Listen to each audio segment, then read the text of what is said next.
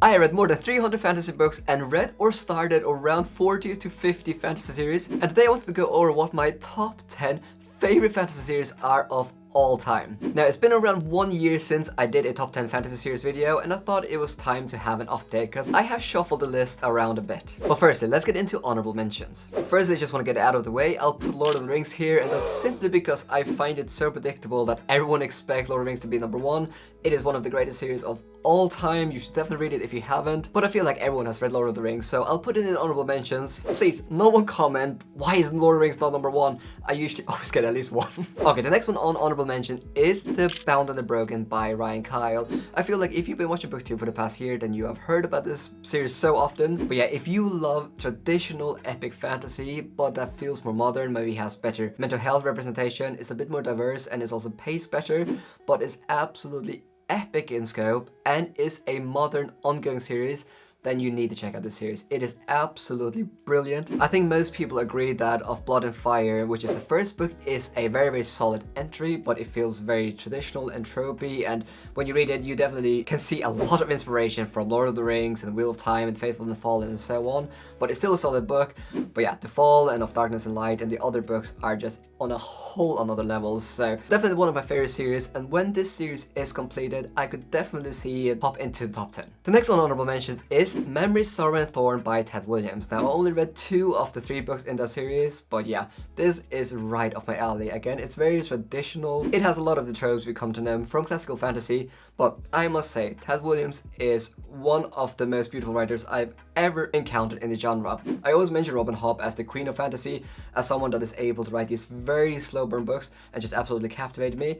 But yeah, we have a contender that might actually knock her off the throne when it comes to beautiful prose, and that is Ted Williams. Now, the first 2 books are some of my favorite books of all time already, and I still need to read the third and final book, which is also absolutely massive. But what I will say here, which makes it a bit more challenging to recommend the series to everyone, is that firstly, yes, it's quite tropey, so if you're sick and tired of tropey fantasy or classic fantasy, it might not be your jam. But secondly, these books are crazy slow, but I love them still, and it comes down to the fact that Ted Williams is so incredible at crafting beautiful sentences. I could read an instruction manual written by Ted Williams and I would probably still enjoy it. So that should just tell you how highly I would praise his ability to craft beautiful scenes and settings and so on. The next one on honorable mention is Illborn by Daniel T. Jackson. Now, I've given the first 2 books in the series 5 out of 5 stars, I absolutely love them, and there's still 2 more books to come. Now, I think last year I did put the series on spot number 8, but yeah, I've read some brilliant series since, and this series is unfinished, so that's the only reason why I feel I can justify bringing it down. But yeah, one of the greatest series I've ever read, definitely one of the greatest self-published series I've ever read. It is criminally underrated. I absolutely love it, and you should definitely check it out. And the last series on honorable mention is Empire of the Wolf by Richard Swan. Now, I also believe that this series was in my top 10 last year, but it's just dropped down a tiny bit. Now, I read the third and final book in this trilogy, The Trials of Empire, 3-4 months ago, and while I thoroughly enjoyed the conclusion, in my opinion, book 1 and 2 were just a bit better, and book 3 felt like it focused a lot on the very dark spiritual elements, which I usually prefer, and it felt very unique. So there's nothing inherently wrong with the book. I just felt like book 1 and 2 are better, and if I look at the average star rating I would give this trilogy, it probably doesn't justify putting it in my top 10. But what I will say is, if you want to read something unique, someone that brings something new to the genre, you need to check out this trilogy. It's like a criminal / legal / whodunit kind of fantasy that has a lot of political intrigue, a lot of like commentary on morality and law and like where do we get our values from and so on, and then it turns very dark. In book 2 and especially book 3, it is almost a straight up horror novel, so it is just such an interesting and unique experience, and it's definitely a series I think more people should read, because yeah, I had a blast with every single book in that trilogy. Now, if you want to experience amazing stories for free, then check out today's sponsor, Storiaverse. Now, Storiaverse offers a new read, watch, immersive experience perfect for when you want to unwind, but you can't commit to a full movie or book. I mean, reading stories on Storiaverse is kind of like reading an animated manga or graphic novel, which each story crafted by different writers and animators, and the best part, this app is totally free and so easy to use. You'll discover new and upcoming authors along with stories from award-winning creators behind shows like Raised by Wolves, Love, Death and Robots and Disney's Descendants. Plus you'll get to experience a wide range of animation styles from 2D to 3D to hand-drawn and anime, and also all the stories are made by creators, not AI, so it's also a really great way to support animators. Now, I read a story called Red and I was blown away by the animation and the sound effects. Now, this story is set in a post-apocalyptic future and follows a young girl as she's traveling through this desolate world, giving off Dune vibes with some really creepy elements as well. I really enjoyed this story. Now, if you're looking for something entertaining and unique while supporting animators and authors, Storiaverse is the way to go. You can download the free app using the link in the description down below. Thank you so much to Storiaverse for sponsoring this video. Okay, without further ado, let's get into my top 10. And I was really debating where I should put the series because this is one of the series I'm most fond of all time. And when I think about my enjoyment when I read it, it was off the scale. It was one of the series I've enjoyed the most, and that is going to be The Faithful and the Fallen by John Gwynne. Now, if you asked me around 2 years ago, I'll probably put The Faithful and the Fallen in my top 3 favorite series of all time. But yeah, I've become maybe a slightly bit more critical about the series, especially maybe the first half of book 1 and book 4. But to be honest, the real reason is I've just read so many incredible series since. But yeah, this is one of those series that a lot of people, they love to describe as traditional fantasy that feels modern, and it's so true. We have like a farm boy to hero kind of trope, we have a chosen one, we have elves, and we have almost everything that we love in fantasy. So when you pick up the series, it'll feel familiar, but it'll also feel very fresh. And what everyone loves about John Gwynne is the pacing. Like, you really feel, especially after the halfway point of Malice, the plot just doesn't stop and you just constantly keep going on to next thing, and it's so riveting. And to this date, book 3, Ruin, is honestly one of those books where I had my mouth open for almost all of the book. It's a masterpiece in execution and also unexpected plot twists and just emotions. I read that book, I just couldn't stop reading it. It's incredible. So yeah, if you haven't checked out The Faithful and the Fallen yet, I would highly recommend it. And there's also a sequel series, which is also quite good, but just not as good. But yeah, definitely would recommend John Gwynne. He's one of my favorite authors. Okay, on spot number 9, and I'll just say that all the books on this list, I couldn't really rank them. I kept going back and forth, and this series here I'm putting spot number 9 could have easily been on spot number 6 or 5. But that's gonna be the Farsi trilogy by Robin Hobb. Robin Hobb is without a doubt one of my favorite authors of all time. And if you want to read something that is slow burn but beautifully written and has a lot of themes that we might not see as well executed in fantasy, such as questioning your identity, trying to find your place in the world, and just the struggles of legacy, then I would definitely recommend the Farsi trilogy. And also it has one of the best pet companions ever, literally one of the best ones in the whole genre. Now, I just want to bring it to your attention that the Farsi trilogy is a single PV first person kind of story, and Fitz, who is honestly one of the greatest characters in fantasy, is also one of the most annoying. I think a lot of you will find him absolutely infuriating because he is so pathetic.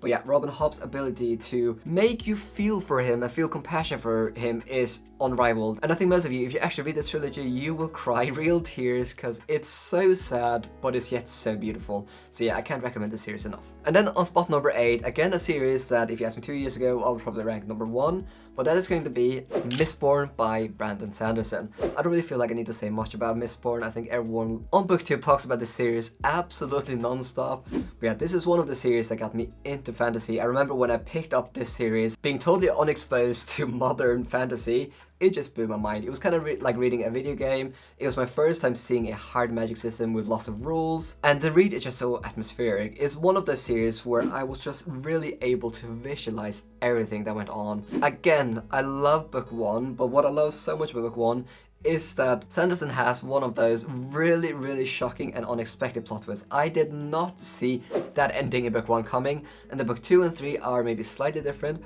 but they bring something new to the world. I just loved the whole trilogy. When I read it 4 years ago, I remember I gave every single book 5 out of 5 stars. Now, I read around 250 books since, so if I reread Mistborn now, I can see myself maybe being a bit more critical than I was at that point, but still, especially if you're new to epic fantasy, you need to check out this series. But also if you read lots of fantasy, I still think that you would have a wonderful time with this series. Now last year when I did this video, I got a bit of flag for actually making the Cosmere one series, so I'm not gonna do that again. And speaking of Cosmere, on spot number 7 we have the Stormlight Archive by Brandon Sanderson as well. Now the only reason why this series isn't in my top 3, which it does have the potential for, is because I still need to read Rhythm of War. And while Way of Kings and Words of Radiance, and I made a video how my perception has actually changed about those books, I've become even more positive. I relatively recently finished Oathbringer book 3, and while I had a blast. I must admit that Oathbringer, albeit it's a good book, was nowhere near as good as both book 1 and 2. I think especially Words of Radiance is honestly one of the best books in the world, or at least one of the best books I have ever read.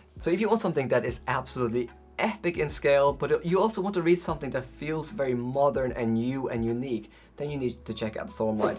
And also the characters we follow there are incredible, and yeah, I'm so glad to see that there's at least some really big epic fantasy series still going on or ongoing, and I can't wait to read Rhythm of War, which I've heard is the weakest, so I'm a bit worried about that one. But yeah, if Sanderson is able to write an incredible conclusion in book 5 for the Stormlight Archive, I could definitely see this series breaking into my top 3. Okay, we're now getting into top 5, and I'll just say now, while I have ranked this series, in my mind these are all near perfect. I mean, all of them are the highest recommend I can give you, so even though I'm gonna go to spot number 5, it's not like it's way better than number 4, 5, or 3, whatever. On spot number 5 we have the Lifeship Trader Trilogy by Robin Hobb.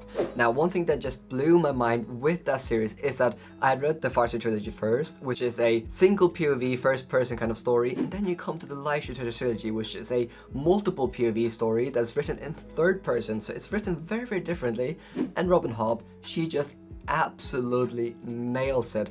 And the reason why I would rank Lifeship Trader Trilogy even higher is just because of the scale and the complexity in character arcs. The world really opens up and the plot is just so much more compelling, and we learn so much more about the world. And honestly, the first book in that trilogy is 5 out of 5 stars. It is so good.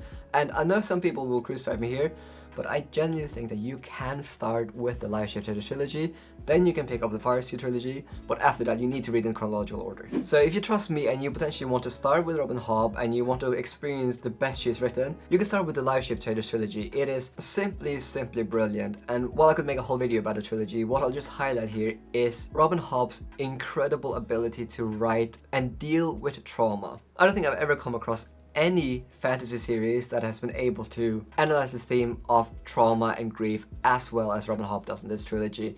It is just so beautiful to see how characters experience grief and trauma in book 1, and then how that grief and trauma slowly changes over book 2 and then onto book 3. And yeah, these 3 books are absolutely massive, but the fact that there is a longer word count really allows Robin Hobb to show the reader how trauma and grief changes over a long period of time. So yeah, I can't praise this trilogy enough, and you should definitely read it. Please, more people, you need to read Robin Hobb.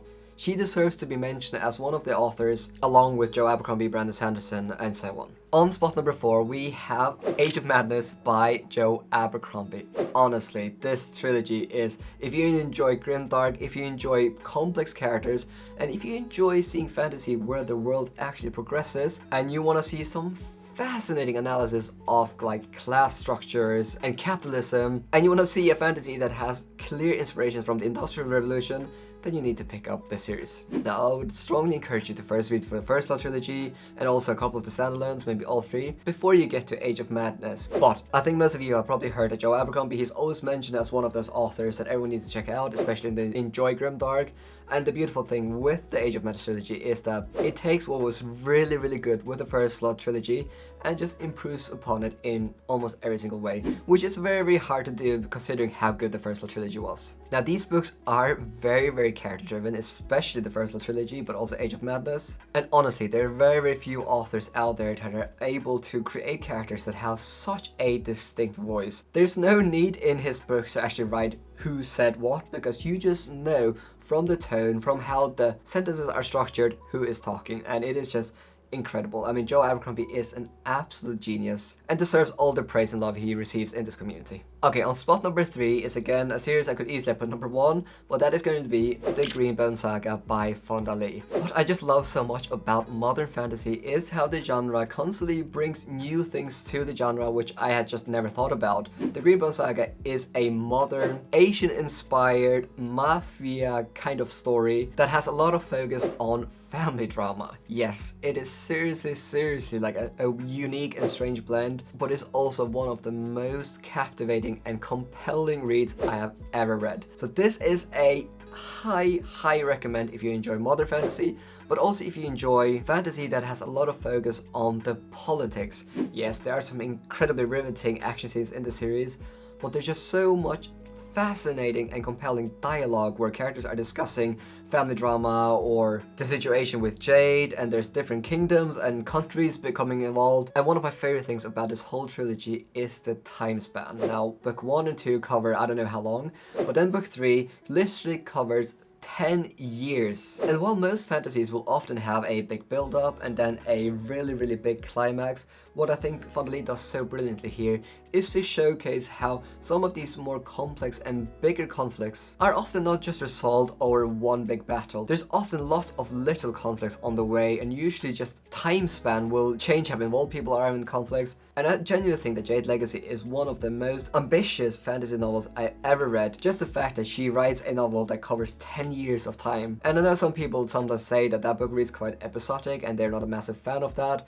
but genuinely my mind was absolutely blown away by Jade Legacy. Just the sheer audacity to write a novel like that, and it's just so satisfying. And also, just briefly, the characters in the Greenbone Saga are honestly one of the most memorable and best characters in the genre. Now, if you're a big fan of the series, then I would also highly recommend you checking out some of the novellas that Fonda Lee has written in this universe. They are also incredible. And yeah, I just absolutely can't wait to see what Fonda Lee will write next, because yeah, from now on, I will read basically anything that she writes. Okay, on spot number 2 we have, and last year I think I put this series as number 1. It could just as easily be number 1, but on spot number 2 is The Dark Tower by Stephen King, one of the most underappreciated series in the booktube community. Now, I know that the series has sold millions and millions of copies, so it's not the fact that it hasn't sold well. I'm just left wondering, where is the love for the series? Now, if you watch my channel, then you know that The Dark Tower is one of the series that really opened my eyes to what fantasy can be. Coming to the genre, I had this perception that fantasy is what Lord of the Rings is, you know, a farm boy to hero kind of genre. But what Stephen King does with The Dark Tower is just mind-blowing. It's a western slash epic fantasy slash horror slash meta and like science fiction kind of story, and it is honestly one of the strangest series I have ever read, with some of the craziest plot decisions I've ever seen and some of the wildest moments, and the ending of Dark Tower is so controversial, but in my opinion it's so fitting. And what I just love about this series is the fact that Stephen King, he really pushes the genre. Yes, of course fantasy can be Lord of the Rings, there's nothing wrong with that, or it can be romantasy. And I'll just say this now, that Roland, the protagonist we follow, he is genuinely one of the most iconic characters I've ever come across. This gunslinger that has so much intrigue. You have so many questions about him as you follow his relentless hunt for the Dark Tower over all of these books. Genuinely, I don't think you would be watching this video right now if it wasn't for the Dark Tower, because that series opened my eyes that fantasy is so much more than my narrow perception of the genre, and that led me to reading Mistborn and then Wheel of Time later on. I don't even have the Wheel of Time on here.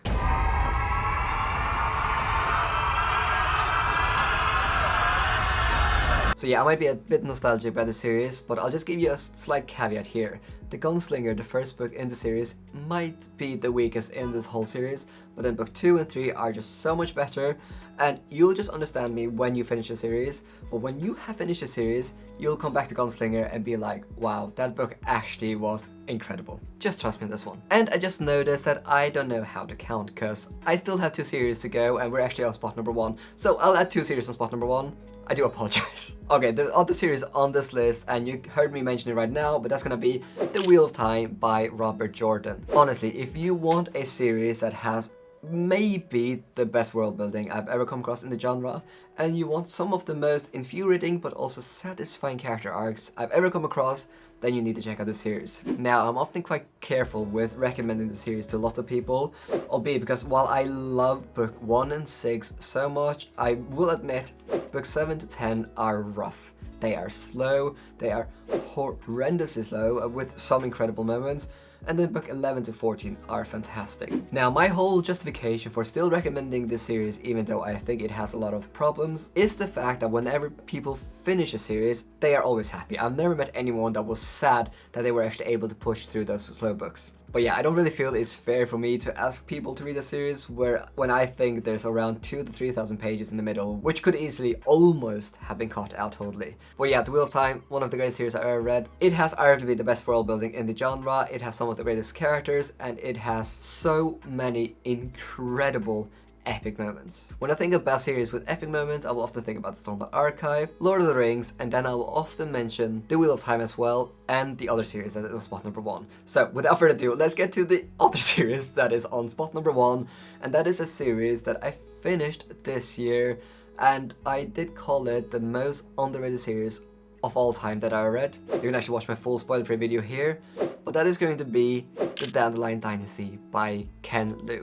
What I just love so much with fantasy is that the more I read, the more I discover that there are so many series out there that continuously push the boundaries of what a fantasy should be. Now, Ken Liu describes the series as a silk punk fantasy with clear Asian inspirations, but it also has inspirations from the founding of North America. And again, similarly to the Greenbow Saga, this series here has an even bigger timescale. I can't even put into words the ambition and the scale of this series.